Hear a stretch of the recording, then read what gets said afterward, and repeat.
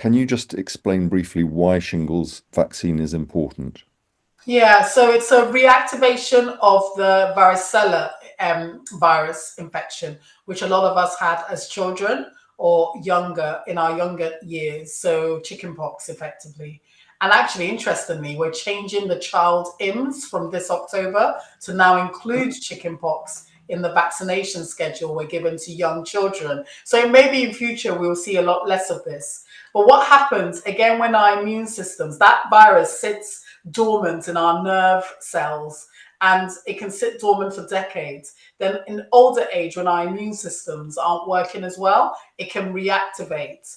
And it's decades after that initial infection. And it can cause this really painful, blistering rash that's usually always on one side of the body. It can affect your face and your eye, which is a lot more serious. And it can be very painful. And even after the rash goes, some people are left with residual pain because it's a nerve issue that can be very debilitating. Hence why looking at the evidence, looking at the complications from shingles, we started vaccinating those over 70. It was a few years ago now. It was a live vaccine though, and live vaccines we don't recommend for people who are immunosuppressed or going through treatment like chemotherapy. That's the other group that are invited in that immunosuppressed age group.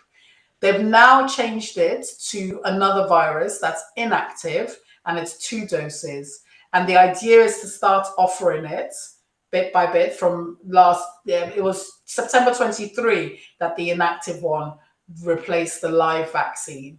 And we're now in a place where we're going to be offering it for those younger. So over a period of a few years, it will be offered from 60 onwards, but we're starting it bit by bit. So there's a very complicated schedule that my practice nurse understands much better than I do. So you should be invited when it's your turn, but you can always check in with your practice if you're not sure. But those over 65 should start being invited relatively soon, if not already. Super, thank you very much. And to repeat, shingles is nasty, it's debilitating, and it's worth having the vaccine. If you've already had shingles, do you still need to take the vaccine? Yeah, Yes, we recommend it. Not when you have active shingles, but again, it's about trying to prevent serious infection or the complications from an infection. So we'd still recommend. People can get shingles twice, unfortunately, and it's not pleasant.